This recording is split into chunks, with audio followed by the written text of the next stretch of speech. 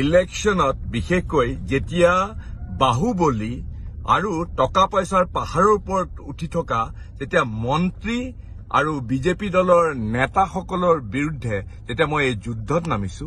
স্বাভাৱিকতে যথেষ্ট কঠোৰ পৰিশ্ৰম কৰিব লগা হৈছে চাৰিওফালে পুলিচৰ বাধা চাৰিওফালে বিভিন্ন জেগা মই যোৱা এমাহ ধৰি পেলাই মাত্ৰ গঢ়ে দিনে চাগে 2 ঘণ্টামান শুইছো যোৱাকালি মোৰ হঠাতে মই অলপ অসুস্থ হৈ পৰিছিলো ডিহাইড্ৰেশ্যন বুলি ডাক্তৰে কৈছে আৰু সেইকাৰণে যোৱাকালি কিবা চেলাইন দিলে আজি মই সম্পূৰ্ণৰূপে সুস্থ এয়া মই আহিছো এতিয়া মই আকৌ এই